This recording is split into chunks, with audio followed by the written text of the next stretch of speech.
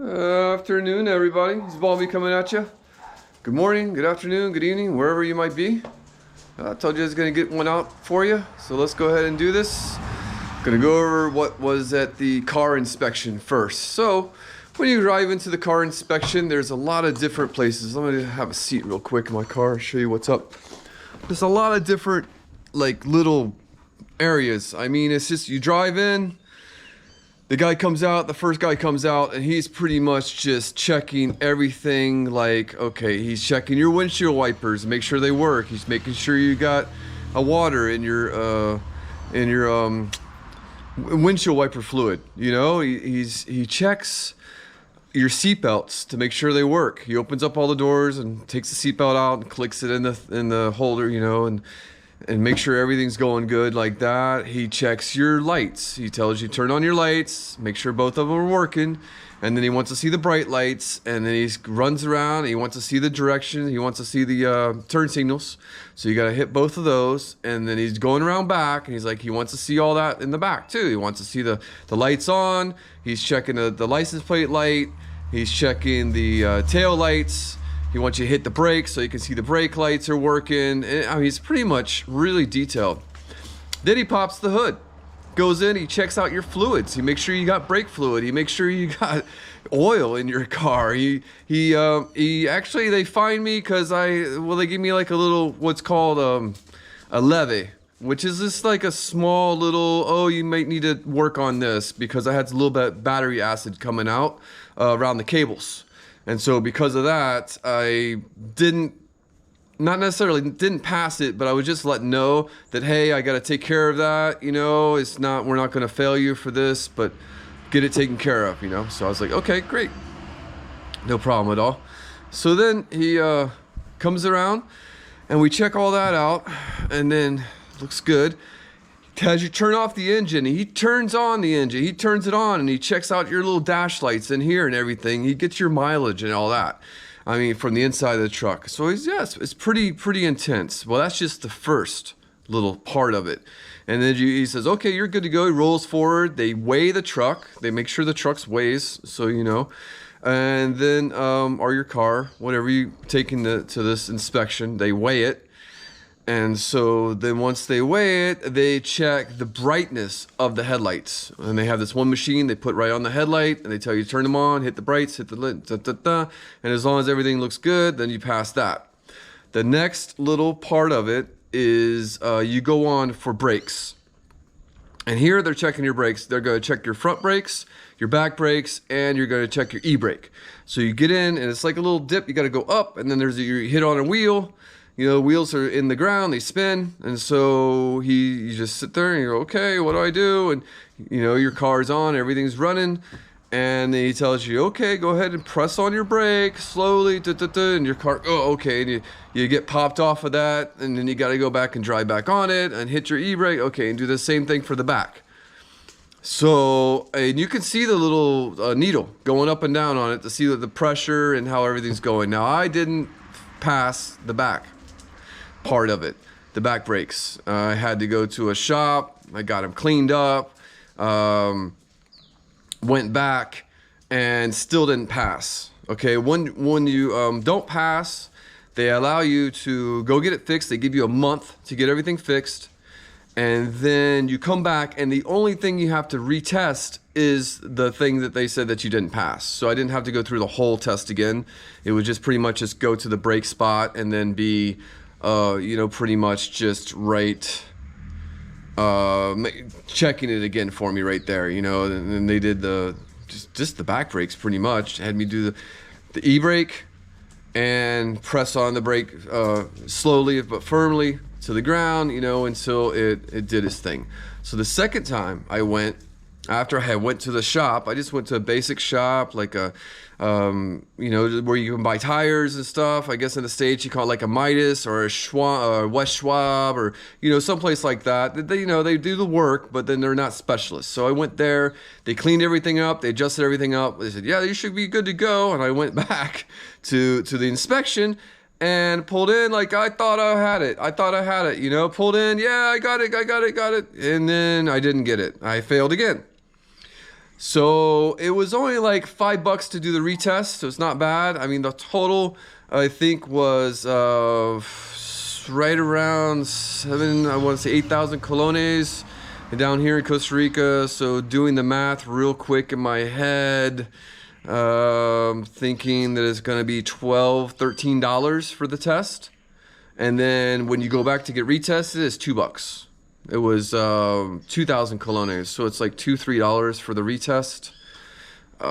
Wait, just see the math. Yeah, try to do math because right now the exchange rate is 535 to $1. So yeah, try and do the math in your head real quick. So anyway, total cost and everything on that was less than what it was when before the other company had it. They were charging like $18 a test, and then like $6 or $7 for the retest. And this is like $13 for the test, and then like $3 for a retest. So not too bad really, when you think about it. To make sure that everybody's safe on the roads and that your truck or your vehicle's up and running. So once we get past the brake stage, you go in, and it's actually like a bay. You drive over this bay, you know, kind of like you drive over where a guy can like walk down and inspect underneath the truck and everything, and he looks for leaks, and he checks out.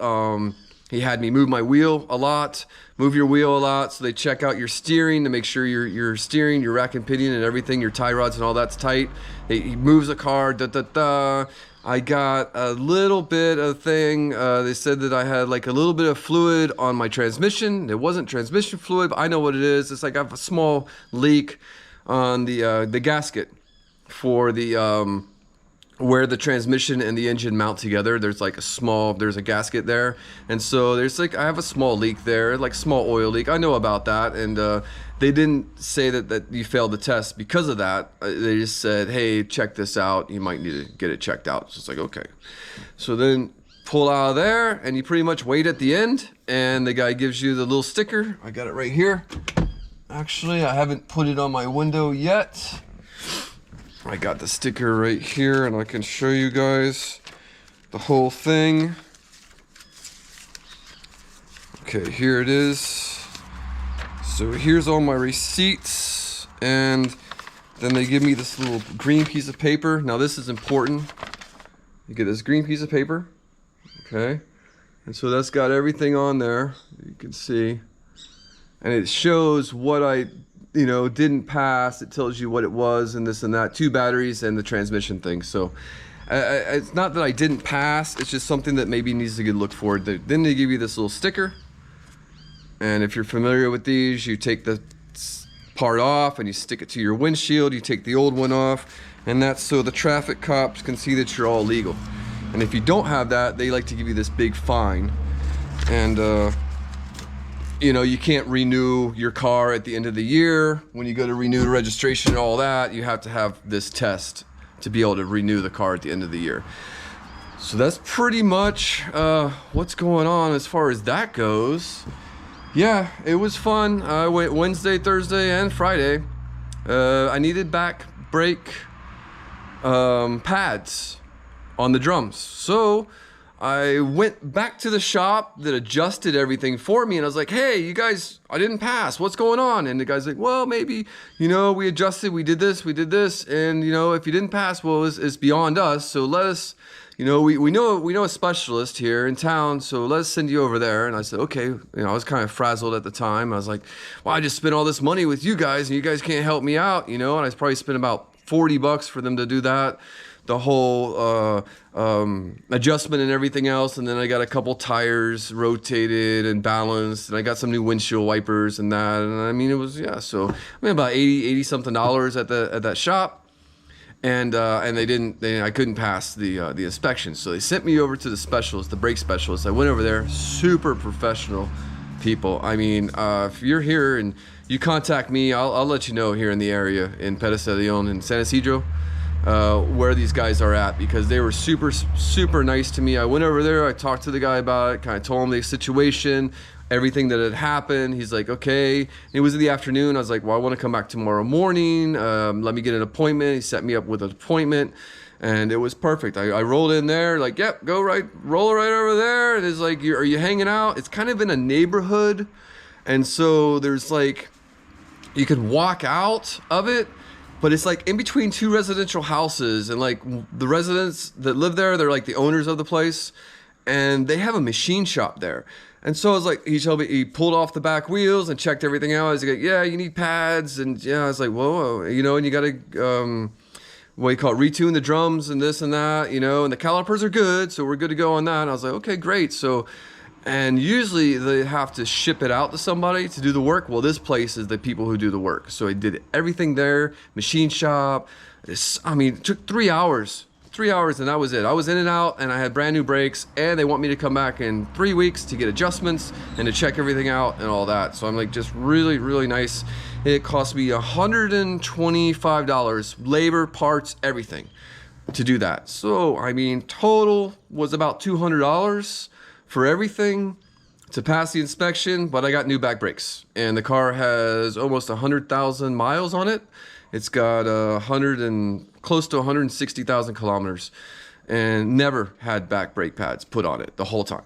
And I go to the beach, which I got to go down this crazy hill. If you've seen some of my videos before on YouTube, then you'll know I've got like a 5-part series of me going to the beach. It's just insane. I just go through, hey, this is a great place to pass, you know, and just kind of show you different areas as we go through, driving like 2 or 3 different towns to get down to the beach. So because of that, you got to make sure your brakes are up to par, because otherwise, man, you could be just off the road and into somebody's house, and it's just kind of crazy. So everything else I've been doing has pretty much just been taking care of the homestead here. We did some work. I'll show you what's going on with that. Here, let me flip you around. Got fellas in the house. Not much in here. We trimmed up some bushes. We did some things. You know, I love this bush right here. It's got the meanest spikes on it that I've ever seen. Just some crazy stuff. If you get up in there, you can see these spikes, man. Oh, trimming this is just, yeah, you got to be careful. Trust me, I've got everything around here. It's got spikes and it hurts you, and it's got teeth. And look at this thing right here. This thing is just, look at these teeth. Just, my wife loves the spiky things, and so we did this whole bed here. Made that really nice there. We got Chewy out here. He's hanging. Get around here. And we redid the whole path out to the road. So this was all broken up and just rocky and just, yep. So I had a bag of cement that was gonna get hard. And so I just said, oh, come on, help me out with this. I got around the cacao, the chocolate trees over there. I did some nice things around there. Bring you guys around here. Got some flower beds going on. Started. This one's getting too much water. It's right here is where the roof, all the water comes down, so I have to redo this. And then I got the other one right there. That was for some bugs. I got a couple guava trees in there. The lemon tree is doing better. I opened up ground there. The Jamaica is just going crazy. I got another pineapple coming in over there, and so definitely looking for that pineapple there. Had to trim this avocado tree back. My yucca is huge. Some hard rains have taken a couple of them down, but you know, that's just gonna happen. It's just the way it is sometimes, the hard rains. So I had opened up a couple holes here. As you can see, I pretty much did the whole screen and everything. I had some stuff over here on the fence, and the bugs, stink bugs, just come in and killing everything. I had watermelon and I had cantaloupe. The beans, I harvested them already. So that's pole beans right there, black beans actually. And I've harvested those already. So that's just kind of like what's hanging out after. And like I said, the Jamaica's, it's like just going crazy over there. So I got some guava trees back here. I went ahead, opened up a little space here. I wanted to put some corn here, but it's getting kind of late now in the season to corn, so I don't think I'm going to do the corn. I might just do some bush beans. I got one bush bean right there that's come up. I planted some bush bean seeds out here. When I did some inside the greenhouse, I got another one right there that's come up. Now you guys have seen this before. This is my lettuce, spinach, and cilantro area. I just kind of cover it up. At night, I turn the light on. It's amazing, that fluorescent light right there. So they pretty much got light 24/7, and that's just amazing because it just allows it to grow all night long. I got this little cover for rain and whatnot, and I went ahead and got some chickens. I got 3 egg layers. I got them over there. I'll show you guys in a minute when I walk around. I don't want this to go too long. Right here, I got my ginger planted. So I just got the bags down there just to kind of hold off the grass. The grass is very aggressive. It likes to grow, and really just everywhere. And I'm just kind of trying to kill it off and hold it off a little bit. You can see over there, might not lead you over there yet, but I got the pineapple planted in there. I got a nice row of pineapple, and then of course I have my dragon fruit right there. As you come back over here, you see I got my setup. I got my papaya in here. We'll see if it's a male or female when it gets a little bit bigger. I got my basil. Needs a little help, but it's gonna make it. Over here I got my catch water. I catch water from the roof. I rainwater everything, and so might as well. I got this guy right here is my reservoir. Just open up the top of it, it's full, and I got my buckets full. It's been raining a lot the last couple of days, just pouring, you know. And then I got some stuff just hanging out over here. I'll show you guys what I got going on inside. I got my big industrial fan out here, so I'm blowing some air. Gets a lot hotter in here for sure. And as you come inside, you'll see I got some more basil in here, and these are all bush beans, green beans, you know, it's what we're calling them, green beans. And then right here I went ahead and planted carrots. I got a spot right there at the end that I'm trying to put eggplant in, and then eggplant can grow up there and then kind of go over this whole trellis area right here and just kind of hang down, and that would be cool. These are all sunflowers down here. There's my big jalapeno plant, and I'm gonna take cuts off of that, and then right next to it I got a spot open. When the cuts get bigger, I got a spot open right there that I'm gonna plant jalapenos and just have for them year round. I just think that that's gonna be a good idea. And then pretty much just, we did this all out of bamboo. We harvested this out right down the road, the whole roof and everything. I was having problems with the plastic, so I ended up having to go almost A-frame on it with some which just sticks up there. There's nothing really even holding them up, just the pressure of the bamboo and the board. But it's working great, so I'm not gonna fix it if it's working. We got radishes over here. We got red onions and sweet onions in this bed, so I went ahead with that. As you can see, I'm still kind of working on it a little bit. I got an extra light out here, and just in case I needed it for anything, and I'm not really needing it right now. I have some spare tools out here. The old boogie board is working. I don't know, I just pretty much covered the whole ground with whatever I had. I mean, this is all reused, all repurposed materials. You know, I haven't bought anything new. The only thing is if I get fill in the sand here, not the sand, but the soil bags, and that's all right there. So I decided to go ahead and do watermelon. Those are my watermelons right there, and I'm gonna let it come out and have all this space right here for watermelon, which is gonna be good. And I got some garlic in that one. And these boys, these right here are gonna be for cherry tomatoes. I've already planted cherry tomatoes in there, just waiting for them to come up. Got a garlic there, we got a garlic there. My cucumbers are looking kind of diseased a little bit. I've been working on them. A couple of them are all right. I might have to redo this. My friend at the beach gave me these garden boxes, which are awesome.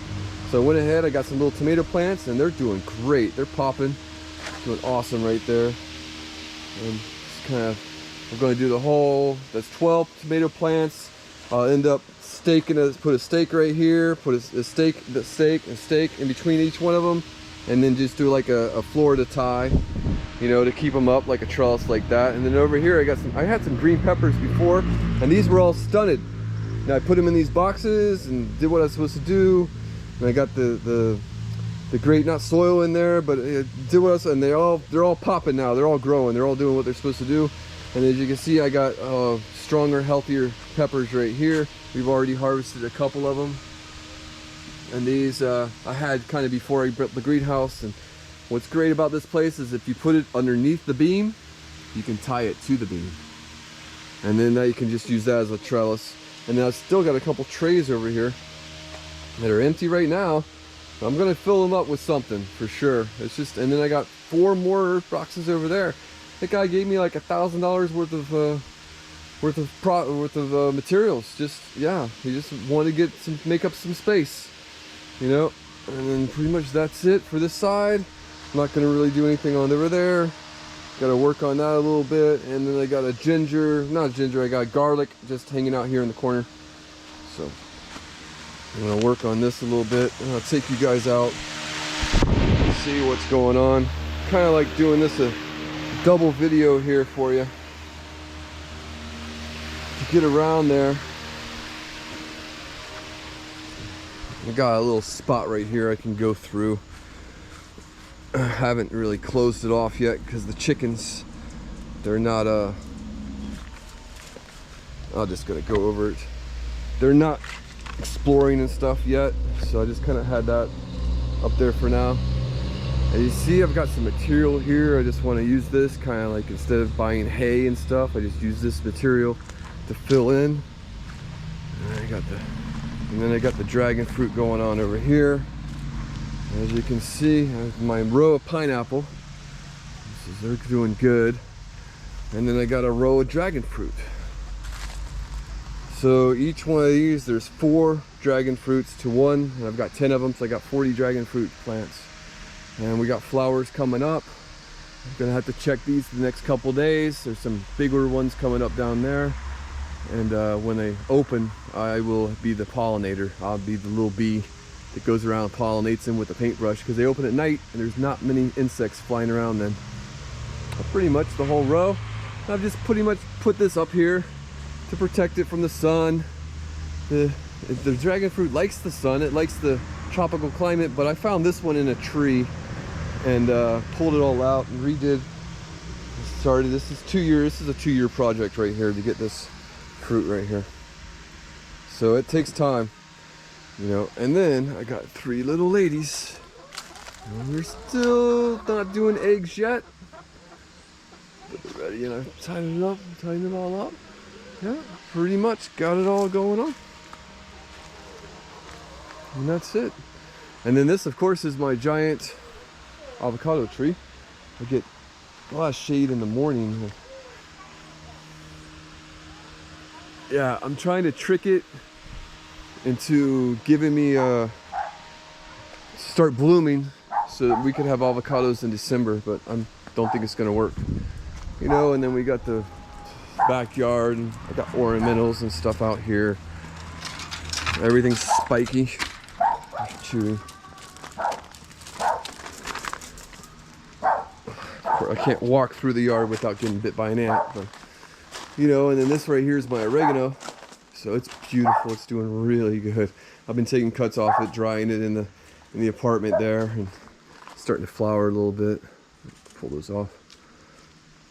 And then I got my Mickey Mouse cactus and these guys right here, and these are just ornamental pineapple kind of things, which are pretty cool. So, and then I got some agaves over here. So that's just like the top of the water, where like, what do you call that? I guess it would just be, it's not gray water tank, but it's all the sinks and the shower and stuff go into this area right here, and the washing machine, and goes into this area and then drains out. There's a drain field over there. So we have a big tank that's down here, and that's pretty much the top of it. So instead of looking at the tank top, we just pretty much just cover it with nice green stuff. And so, yeah. Oh yeah, and I even got a